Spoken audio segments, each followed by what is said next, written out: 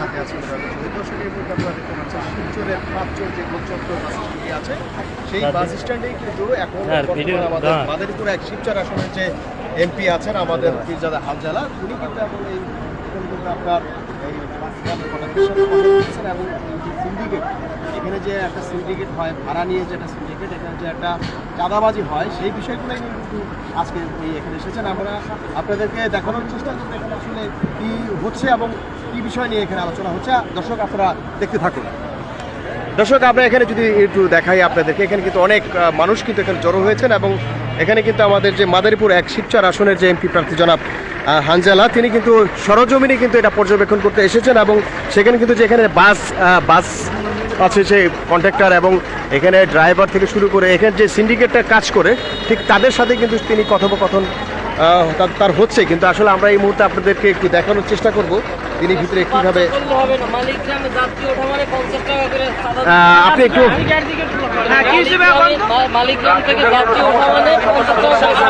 পরিচিত গাঁও আছে, পরিচিত গাঁও বলা হয় তাহলে বলে এটা মালিক সমিতির নামে মনে করেন চাঁদা নিতে আছে। কারা নাম বলেন?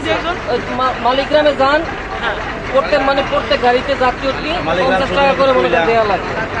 এখানে হয় না, এখানে হয় না, এখানে হয় না, এখানেও হয় কিন্তু আজকে হয় না, আগে হইতো। তারা কারা ভাই নাম জানি না দাদা, দেখলে চিনেন? ফোন থাকে না, প্রতিদিন হয়। আজকে আপনারা আসলে দেখে এখানে হচ্ছে না। মোটামুটি আপনি প্রতিদিন আপনারা তো এখানে ইয়া করেন, যাতায়াত করেন না, তো সেই ক্ষেত্রে আপনাদেরকে কত টাকা দেওয়া লাগে প্রতিদিন? যাত্রী উঠলে না, যাত্রী উঠলে যাত্রী প্রতি কত টাকা নেয়? 20 টাকা করে যাত্রী প্রতি। দর্শক আমরা আপনাদেরকে যেটা দেখাতে চাচ্ছিলাম সেটা কিন্তু আমরা এখন এই বাসের কন্ট্রাক্টরের সাথে কথা বললাম এবং তার কাছ থেকে কিন্তু জানলাম যে প্রতিটা বাস জায়গাটা কিস্তিতে কিন্তু দিচ্ছে। এখন আমরা দেখছি এখানে আমাদের পীরজাদা হানজালা সাহেব কিন্তু এখানে আছেন, তো সরাসরি আমরা লাইভে আছি আপনাদের।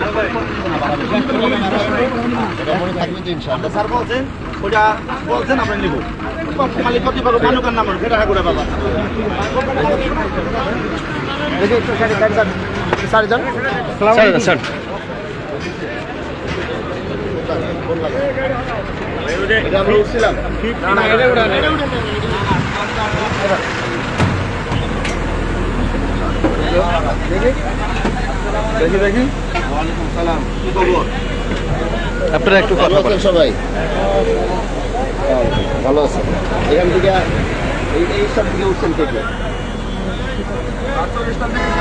পাঁচচর স্ট্যান্ড থেকে কে উঠছেন? কোথায় যাবেন? কোথায় যাবেন?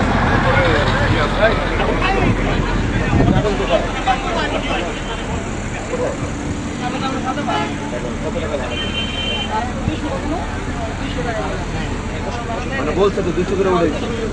এইটার লোক কোথায়? এই গাড়ির লোক কই? কন্ট্রাক্টরে ডাকো। দর্শক আপনারা দেখতে পাচ্ছেন যে আমাদের মাদারীপুর এক শিবচর আসলে যে এমপি প্রার্থী এমপি তিনি কিন্তু সরাসরি এখানে পর্যবেক্ষণ করতে এসেছেন এবং তিনি কিন্তু এই পরিস্থিতি নিয়ন্ত্রণের জন্য কিন্তু এসেছেন এবং এই স্ট্যান্ডে কিন্তু বিগত অনেক বছর যাবত কিন্তু এখানে চাঁদাবাজি হয় এবং আমরা যেটুকু জানি যে প্রতিটা প্যাসেঞ্জার প্রতি তারা কিন্তু এখানে 20 টাকা করে নেয় এবং আরো অনেক চাঁদা এখানে দিতে হয়। আমরা যেটুকু জানি যে 150 টাকা ভাড়া।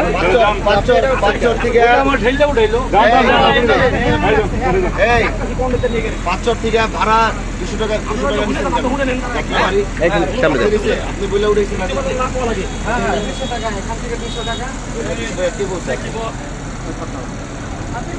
এখান থেকে পাঁচচর স্থান থেকে ঢাকা গুলিস্তান যাত্রাবাড়ি ভাড়া 200 টাকা।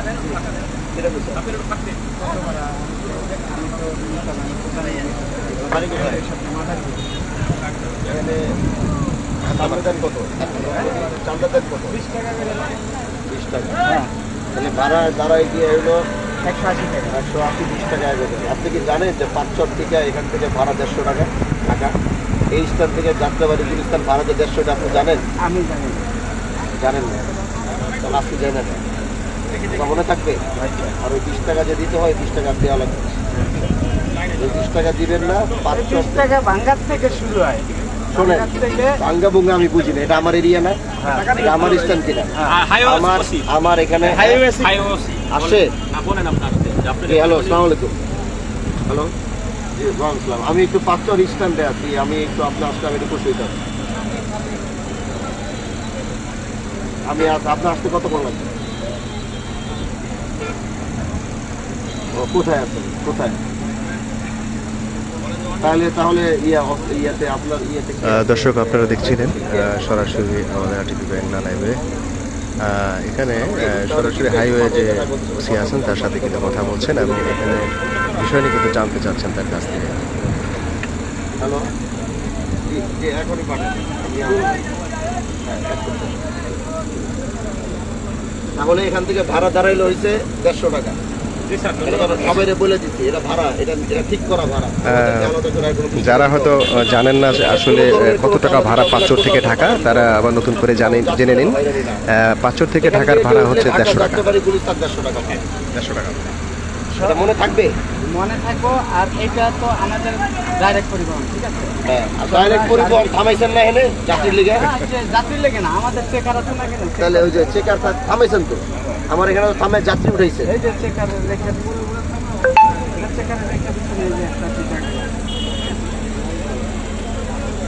আমি আপনারা বলে দিই, এখান থেকে ভাড়া 20 টাকা আপনার বাদ, আর 150 টাকা করে এই স্ট্যান্ড থেকে ঢাকা যাত্রাবাড়ি গুলিস্তান পর্যন্ত 150 টাকা ভাড়া রাখবে। এটা আনন্দও রাখে, আনন্দরে বলা আছে, ওরাও কিন্তু আগের থেকে রাখে। আনন্দ, হ্যাঁ, আনন্দ লোকাল সবাই রাখে, সবাই 150 করে ভাড়া রাখে। আনন্দ স্বাধীন, হ্যাঁ, এগুলো 150 করে। এখন থেকে আপনারা এই 150 টাকা ভাড়া রাখবেন, এর অতিরিক্ত কোনো ভাড়া রাখবেন না, ঠিক আছে? ওটা মনে থাকবে? হ্যাঁ, সবাই আপনাকে চেকার কই? চেকার রাখেন।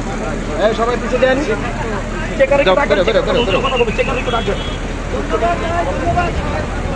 দর্শক দেখছিলেন এখানে যে গাড়ি বাসে যে ভাড়াগুলো বেশি দেওয়া হচ্ছে সেই বিরুদ্ধে কিন্তু আজকের এই বরিশাল না, বরিশালের আগে কাকিম থানা, মাদারীপুরের মধ্যে রফিকপেট এলাকা।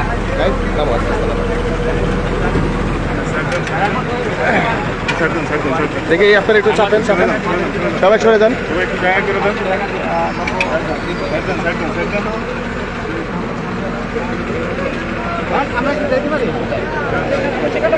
এই দেখি স্যার দেন, একটু স্যার দেন।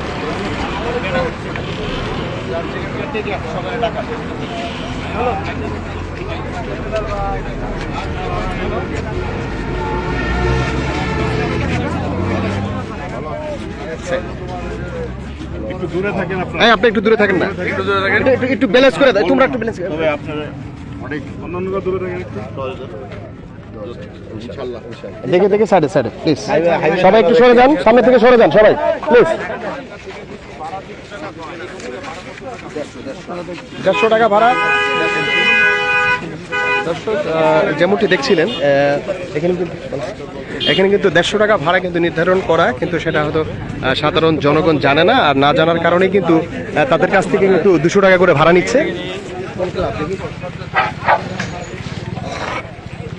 লাইনম্যানদেরকে আমরা দৃষ্টি আকর্ষণ করছি, লাইনম্যানেরা আপনারা আমাদের সামনে আসেন।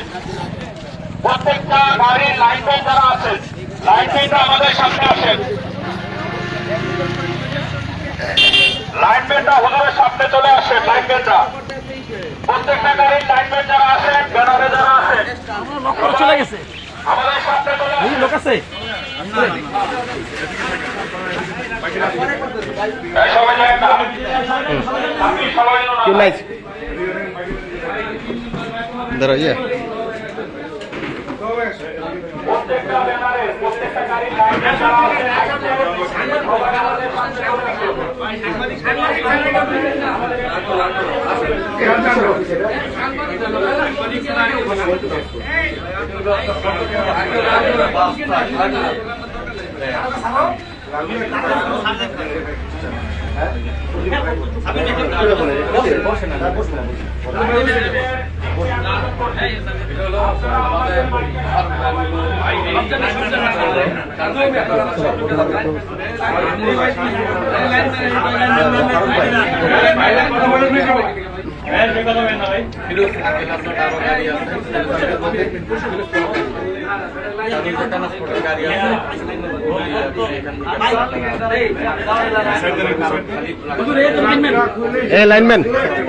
লাইনম্যান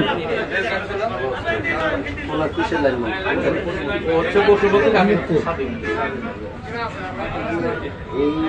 এই সিস্টেমটা নিয়ে আমরা অনেকদিন যাবত খুব ঝামেলা করতে মানুষের অভিযোগের শেষ নাই, মানুষের দুর্নীতির শেষ হচ্ছে আমার নিজের আজকে এখানে আসে এখান থেকে বলে দিচ্ছি, এখান থেকে বাস ছাড়বে, যাত্রীদের কাছ থেকে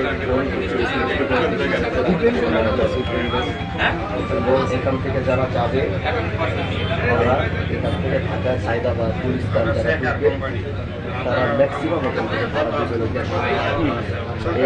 সরকারি থেকে অতিরিক্ত ভাড়া অতিরিক্ত ভাড়া ঠিক আছে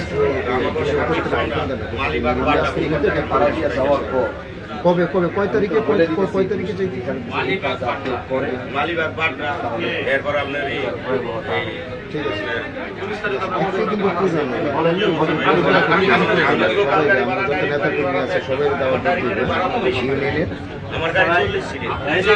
আপনারা কথা বলেন না।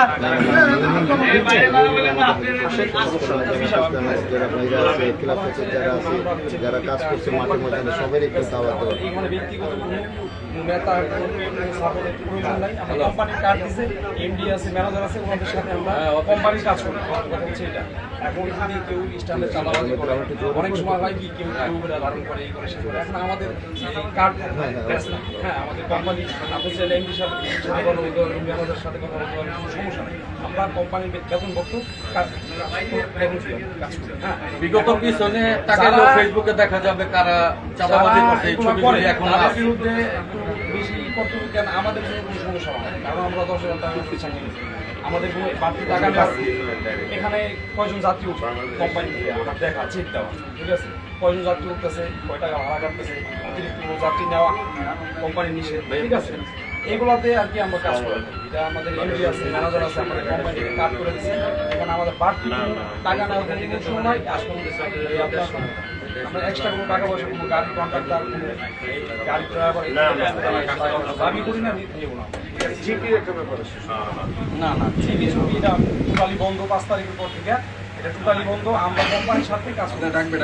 নির্ধারিত ভাড়া আমরা 30 টাকা পাই, চেক নির্ধারিত ভাড়া হচ্ছে এখানে 200 টাকা না, বেশি টাকা 100 টাকাই নেই।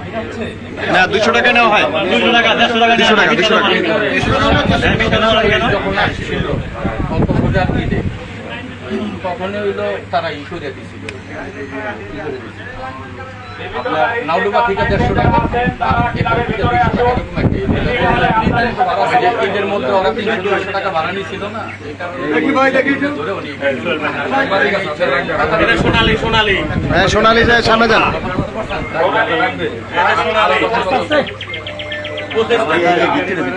আপনি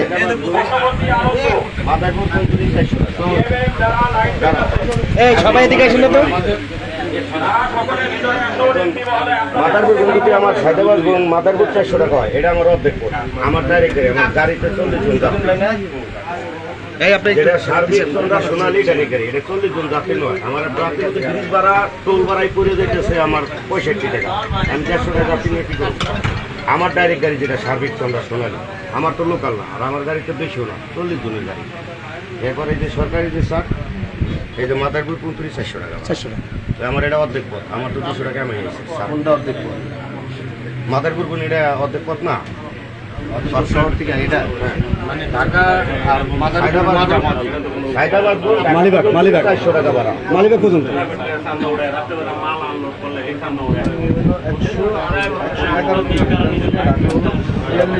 পুরাটা দেখতে দেখালেন না 111 কিলো 111 কিলো টোটাল। আর আপনার এখান থেকে ঢাকা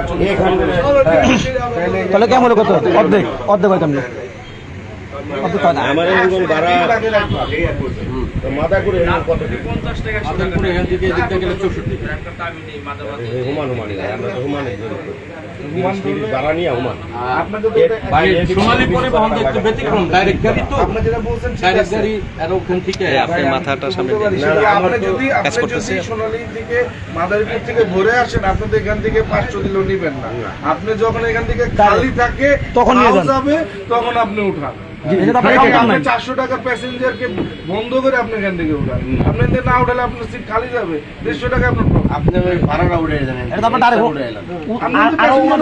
passenger উঠে নেন, আমরা তো দেখি বাসের ভিতরে দাঁড়ায় থাকে 20-25 জন 30 জন দাঁড়ায় না, এইভাবে এটা যেটা সেটা কি হয়? আমার সার্ভিস চন্দ্র শোনা হয় মাঝে মধ্যে হয় আর কি 2-4 জন হয় আমাদের পরিবহন ভাই আপনি কথাটা বুঝতে পারছেন? আচ্ছা ভাই কি কইছে রাজু ভাই কি কইছে শুনুন কথাটা আবার বুঝায় বলেন। আপনি যদি 52 জন ওখান থেকে মাদারীপুর থেকে উঠাইতে পারেন, আপনি তো এই জায়গা থেকে প্যাসেঞ্জার নেবেন না। 52 জন না তো 40 সিট কইলো। 40 সিট হোক আর আমি চেক হবে কথা বলবো। আমরা 40 সিট আপনি নেবেন।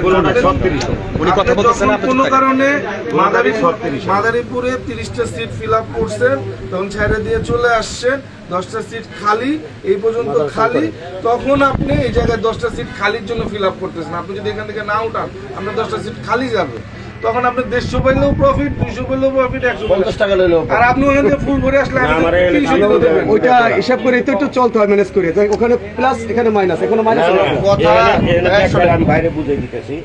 ব্যাখ্যাটা হলো কি, আপনার মাদারপুর পর্যন্ত আমি এই তো পুকুরে আমার কোনো ব্রিজ নেই, এখান কোন আমার তো ব্রিজে আপনি নিয়ে আর ব্রিজ আর ওই পার্কিংটা নিয়ে যেতেছে আমার পড়ায় 650 টাকা।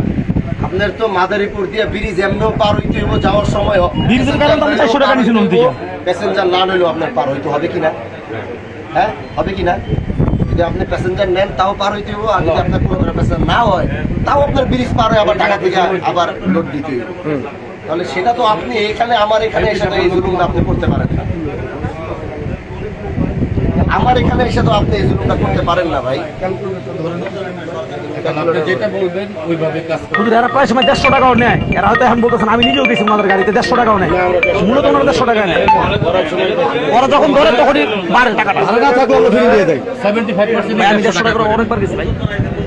96 এটা অন্য জায়গার লোক। এটা তিনটার বাংলাদেশের লোক। কিন্তু আমার এটা হলো মাদারপুর। আচ্ছা, আপনার ইন্টার বাংলাদেশের জন্য একটা আইন গভর্নমেন্ট বলছে পার কিলো 2 টাকা 20 পয়সা, ঠিক আছে? তার মানে 40 কিলোতে আপনার 100 টাকা সামথিং আসছে, তারপরও আপনাকে টোল ধরে আপনাকে 150 টাকা ক্রস করতে পারবেন না। গভর্নমেন্ট কিন্তু এই যে বলছে প্রতি কিলোতে 2 টাকা 20 পয়সা সারা বাংলাদেশ। আমরা তো সরকারের আইনে বাইরে যেতে পারবো না, আপনার সব খরচ ধরে ভাই, ঠিক আছে, আমার যে এবং গাড়িটা- চালক ব্যতীত আমার যে গাড়িটা ইয়ে যাইতেছে উত্তরা, আমার যে গাড়িটা ভাই 1 মিনিট, আমার যে গাড়িটা মালিবাগ, যে গাড়িটা বাড্ডা মেরুল বাড্ডা, সেই গাড়িটা আমি 150 টাকা নিই। যেটা আমি যাত্রাবাড়ি যাইতেছি, আমার তো গাড়ি দিলে, যেটা আমি আব্দুল্লাহপুর পর্যন্ত যাইতেছি, এটা আমি 150 টাকা নিই। আপনি গুলিস্তান না, পর্যন্ত আপনি গুলিস্তান যেটা আমি শোনেন, বাড্ডা যাবো, শোনেন আমার কথা শোনেন, আমার কথা শোনেন। আপনি গুলিস্তান, যাত্রাবাড়ি, বাবুবাজার এই পর্যন্ত আপনি 150 টাকা ভাড়া নিবেন। আর যখন আবার যাবে উত্তরা, যখন আবার যাবে মেরুল বাড্ডা, তখন আপনার ভাড়া অনুযায়ী আপনি হয়তো বা সেখানে 180 করতে পারেন, তখন আপনি এখানে বাড়াইতে পারেন। এটার কথাটা right আছে। কারণ কি জানেন, যে গাড়িটা আমি উত্তরা যাবো, হ্যাঁ, ওইটা তো আপনি 150 টাকা হবে না, ওইটা তো এখান থেকে 150 হয় না। আমি আপনাদের পুরো ঢাকা 150 বলে যাত্রাবাড়ি, বাবুবাজার, শোনেন আমি আপনার বলি, আমি আপনার যাত্রাবাড়ি, গুলিস্তান, বাবুবাজার, এই যে এই এরিয়াটা, এই এরিয়া পর্যন্ত আপনি ঢাকায় এই পর্যন্ত ঢুকে আপনি 150 টাকা নেবেন। কিন্তু এরপর যদি আপনার মেরুল বাড্ডা যাইতে হয় বা আরো দূরে যাইতে হয়, সেখানে আপনি আরো 20 টাকা বাড়াবেন, তখন আপনি 180 টাকা করতে পারেন। তখন আপনি যদি উত্তরা যাই গাড়ি, যেমন অনেক গাড়ি উত্তরা যেতেছে, আরো 200 টাকা করে নিচ্ছে, ঠিক আছে, ওইটা সমস্যা না। বাড্ডা পর্যন্ত আমার 200 টাকা নিতে হবে। এই কারণে বাড্ডা ভাড়া পড়ে গেল, বাড়িটা 200 টাকা, ঠিক আছে। যাত্রাবাড়ি বলছি। সেটা নেন, আপনি গুলিস্তান আর যাত্রাবাড়ি পর্যন্ত 150 টাকা নিতে হবে। এরপর আপনি আমার কথা শুনুন, ওনাদের এই পুরো লিস্টটা আমরা কইরা, এই পুরো লিস্ট এখানে টাঙ্গাই দেওয়া হবে। ঠিক আছে, ভাড়া কত, কোন জায়গার ভাড়া কত, ওনাদের সাথে। এই জন্য ওনাকে তো আমি ডাকছিলাম, ওনারা হয়তো আমার ডাকার আওয়াজ পাইছে কিনা আমি জানি না, বুঝতে পারে নাই। এখন ওনাদের পুরা টিম আছে, হ্যাঁ, ওনাদের পুরা টিমটা, আপনাদের পুরা টিমটা যারা এখানে দায়িত্ব নিয়ে কাজ করতেছে, পুরা টিম আজকে রাত্রে আমার বাসায় আসবে। না, ইফতারের পরে না, রাত্রে এসার পর, এসার পরে, হ্যাঁ, তারাবির পর আপনাদের পুরা টিম যারা দায়িত্বশীল তারা আসবেন। আজকে রাতের ভিতরে ভাড়া নির্ধারণ আমরা যেটা বলে দিচ্ছি, এটা ওইভাবে যে মেরুল বাড্ডা আছে, উত্তরা যায়, এটা আমরা একটা বইয়ের সাথে ক্যালকুলেশন করবো। ক্যালকুলেশন করার পরে এটা আগামীকালকে থেকে আমরা রাত্রে ফাইনাল করে আগামীকালকে এখানে বিল বোর্ড লাগাই দিব বড় করে।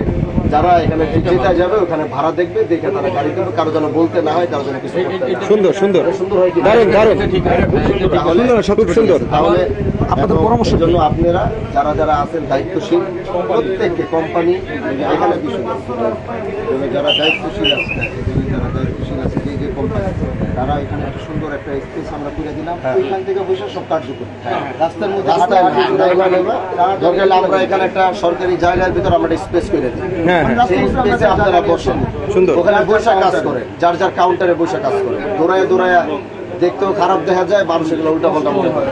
আর ওই 20 টাকা প্রতি যেটা, এটা কিন্তু আজকের পর থেকে হারাম, হারাম মানে হারাম। যদি এটা কেউ নিবে, আমি কিন্তু সোজা ওরা অ্যারেস্ট করাই দেব, এটা কেউ এখান থেকে কোনো সুযোগ পাবে না একদম। যদি এই চাঁদা কেউ উঠাবে, আমি এখান থেকে যাওয়ার পর এই তথ্য তো আমার কাছে থাকবে, মানে আমি সোজা তার অ্যারেস্ট করাবো। কিন্তু মানে তাদের তো আমাদের দায়িত্ব, হ্যাঁ, এই তারা যদি দায়িত্ব আছে, এখানে যদি আপনারা আসা, এখানে যে আপনার কোম্পানি থেকে যেহেতু দায়িত্বে আছে, এখান থেকে আপনার কোম্পানি থেকে আসেন, কোম্পানি আপনাদেরকে বেতন দিচ্ছে, তাই না? আপনি তো জন প্রতি সবাই বেতন দিচ্ছেন, কোম্পানি এটা আপনার কোম্পানির বাইরে আসা যদি এখানে কেউ করে, এই দোষ আপনাদের। আমি কথা বুঝতে পারছি? কোম্পানির বাইরে যদি এখানে কেউ আইসা কাজ করে, সেটা দায়ভার আপনাদের প্রত্যেককে নিতে হবে। কারণ আপনারা থাকতে বাইরের মানুষ এখানে কেন আসে? আপনারা একটা ভয় দিচ্ছেন, সুন্দর একটা কথা বলছেন, আমরা এখন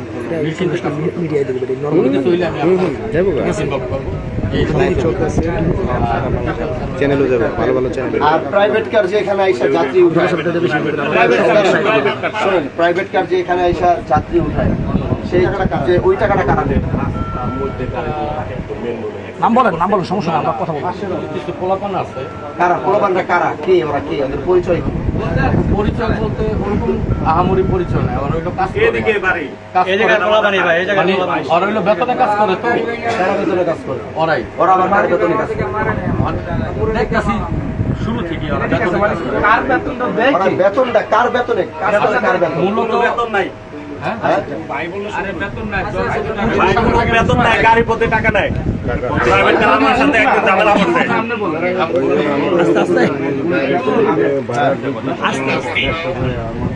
ওরা আপনার উপরে কোনো ঝামেলা নাই, আমি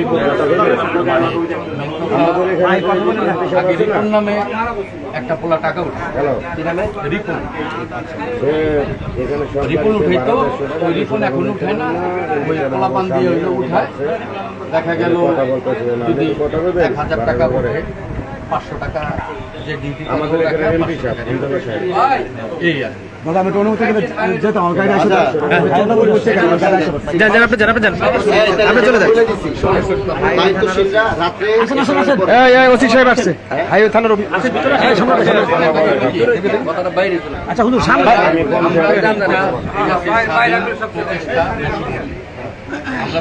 সবকিছু মেনটেন করি আদার্স গুলি কি এখানে কয়টা পরিবহন? এখানে পরিবহন থাকবে, আরেকটা কথা হচ্ছে, সার্বিক হাইওয়েতে দাঁড়ায় কোনো গাড়ি দাঁড়ায় কোনো গাড়ি প্যাসেঞ্জার উঠাইতে পারবে না। যদি হাইওয়ে পুলিশ আসছে না, ভাইজান সেকেন্ড অফিসার আসছে, ইয়া নাই ওসি ভাইজান, সেকেন্ড অফিসার, বাদ যাতে পকেটের ভিতর ঢুকে নজরুল ভাই এই পাশে আসেন, আপনি বামে একটু চাপেন, আপনি বামে চাপেন, হ্যাঁ এখানে ঠিক আছে। হাইওয়েতে দাঁড়ায় যে গাড়ি এখানে হাইওয়েতে দাঁড়ায় প্যাসেঞ্জার উঠাবে, এটার সাথে সাথে এটার গাড়ির নাম্বার, এই গাড়ির তথ্য আমার লাগবে। এটা সম্পূর্ণ ডিপেন্ড করে হাইওয়ের উপর। এখানে কিন্তু আমরা সাথে অনেক বিষয়ে এই পর্যন্ত কথা বললাম। এবং দ্বিতীয় কথা হচ্ছে যে আমাদের এখানে হাইওয়েতে দাঁড়ায় আমি দেখছি দুর্ঘটনা ঘটে অনেক। হাইওয়ের জন্য আমি নিজেও গাড়ি চালাই তো রাস্তায় মাঝে মাঝে, এটা দেখলাম যে এটা খুব রিস্ক হয়ে যায়। তো এই বিষয়ে আপনি এটা কি নির্দেশনা দিবেন? এটা কিন্তু ওনাদের একটা কমিউনিকেশনের ভিতরেই থাকে পরিবহন, সেটা আপনি এটা কি মাস্কটা একটু খুলে ফেলেন ভাই, মাস্কটা খুলে নেন। আপনি যে নির্দেশনা দিয়েছেন, সুন্দর নির্দেশনা দিয়েছেন। এক্সপ্রেসওয়েতে যখন যাত্রী ওঠানামা করানো হয়, তখন এটা দুর্ঘটনা ঘটার হয়েছে। এই জন্য হয়েছে যে নির্দিষ্ট যেখানে গাড়িতে ওঠানামা করার জন্য যে নির্দিষ্ট স্থান আছে, সেখান থেকে ওঠানামা করা যায়, আর এই দুর্ঘটনাগুলো ঘটে। সেভাবে আপনাদের সাথে আমাদের সমন্বয় আচ্ছা, পরিবহনটা কি পকেটে ঢুকে যদি যাত্রী উঠে তাতে কি আপনাদের কোনো সমস্যা আছে? আমাদের কোনো সমস্যা সেটা বিষয় আমাদের কোনো সমস্যা নাই, কারণ পরিবহন- যার যার টিকিট তার কার। হ্যাঁ, হ্যাঁ। এটা নিয়ে আমাদের কোনো আমরা আগে এমনটার জন্য না হয় পরিবহন আপনার পকেটে ঢুকতে দেবেন না, এমনটার জন্য না হয়। জি। আমার কথা হলো আমরা আগেও বলছি এখনো বলি আমরা দুর্ঘটনায় এড়ায় চলতে চাই। কারণ অনেক সময় একটা গাড়ি বের হইলে আরেকটা গাড়ি রানিং এ থাকলে অনেক সময় ব্রেক করতে পারে না। আমরা সবসময় বলি গাড়ি বিপদ না, কারণ আমারটা নিবেন না। এটা সবার অধিকার আছে, এটা হলো পরিবহন সেক্টর। এই রোডটা হলো পরিবহনের জন্য, তারা যেভাবে খুশি এইভাবে ভিতর দিয়ে যেতে পারবে, আমাদের কোনো সমস্যা নাই বা আমাদের কোনো অবজেকশন নাই। আচ্ছা, যে পরিবহনের সুপারভাইজার নাই ওই পরিবহন তো এখানে থামানো দরকার নেই, যাদের দায়িত্বশীল লোক নাই। আচ্ছা, আপনাদের সাথে আমাদের কমিউনিকেশন এটা হচ্ছে, আমাদের পয়েন্ট টু পয়েন্ট আমাদের আলোচনা হচ্ছে যে এখানে আপনারা আজকে রাত্রে আমাদের সাথে কথা বলবেন। আমরা এখান থেকে সম্পূর্ণ আপনাদের সাথে আলোচনা সাপেক্ষে আমরা পয়েন্ট টু পয়েন্ট আমরা ভাড়া নির্ধারণ করে দিতেছি এবং সেই নির্ধারিত ভাড়া এখানে আপনারা রাস্তায় ভিড়ে ভিড়ে যাত্রীরা আপনাদের একটা পয়েন্ট করে দেওয়ার ব্যবস্থা করবো, সেখানে বসে আপনারা কাজ করবেন। আপনি আসছেন বলছেন, আমরা যথাযথ দ্বিতীয় কথা হচ্ছে এখানে যে গাড়িগুলো যে গাড়ি এখানে যাত্রী উঠাবে তারা কেউ হাইওয়েতে দাঁড়ায় গাড়ি যাত্রী উঠাতে পারবে না। যদি কোনো কারণে এখানে দাঁড়ায় যাত্রী উঠে, আমার তো ছবি অটোমেটিক হাইওয়ে থানারে বললে এই জন্যই আমি এই জন্য ভাইজান এখানে আমরা কারোর সাথে ঝগড়া করতে পারবো আমি করতাম না, আমি করতাম। ওখান থেকে আপনারা আরেকটা কথা উনি বললো, যে কোনো গাড়ি যদি এখানে পকেটে ঢুকতে চায় আপনারা কোনো গাড়িকে বাধার না সম্মুখীন না না, আমরা কখনোই দিব না। এরকম যদি কোনো রিপোর্ট দেয়, আর আপনারা ছাড়া যদি এখানে কেউ কোনো টাকা পয়সা উঠায় পুরা তার বা শাস্তি আপনাদের নিতে হবে। জি জি জি এটা কিন্তু অন ক্যামেরা বলতে জি জি জি এটা আপনি বলতে পারবেন না যে ওনারা দোষ করছে, অবশ্যই আমাদের অবশ্যই অবশ্যই আপনারা যদি এখানে বেতনভুক্ত দায়িত্ব পালন জি, করেন জি, জি, জি। তাহলে আপনাদের থাকা অবস্থায় বাইরের কেউ আইসা যদি এখান থেকে খুচরা টাকা এটা উঠাবে, আমাদেরই তাহলে এটা কিন্তু আমাদের আপনাদের নিতে হবে। হ্যাঁ, ঠিক আছে। আর দ্বিতীয় কথা হচ্ছে যে এখানে যে প্রাইভেট কারগুলো থাকবে, এই প্রাইভেট কারে যারা যাত্রী উঠায় যাবে তাদের কাছ থেকে তখনই এটা কখন হবে, যখন ওই বাইরের মানুষগুলো এখানে আর ইন্টারফেয়ার করতে না পারবে।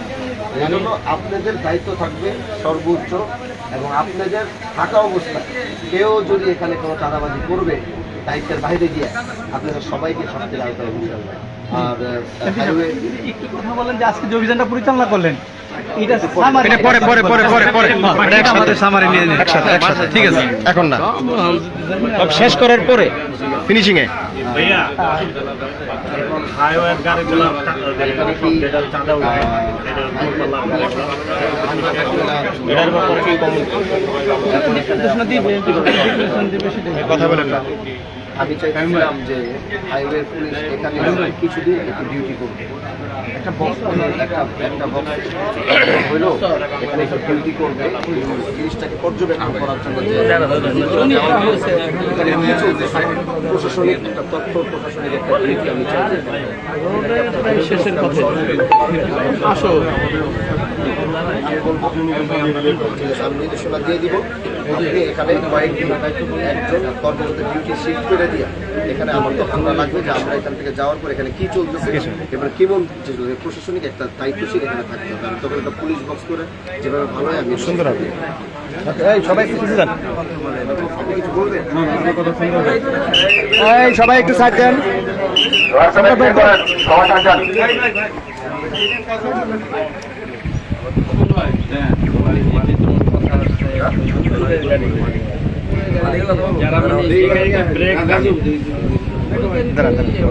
ওই কোম্পানির যে নিয়োগ যে লোকটা আছে, ওই যে পার বডি প্রতি হয়তো 10 টাকা বা একটা কমিশনের একটা ইয়ে আছে, দেওয়া যায় বা উপায়। সেক্ষেত্রে কি যদি যে গাড়িটা ব্রেক দিবে থেকে নিতেছে, এবার যে চলে যায় তার থেকে তো আর নিতে পারবে, এটা কি করবে, কি করবে? বুঝিনি আমার আবার বলবো। আমি কথা বলি।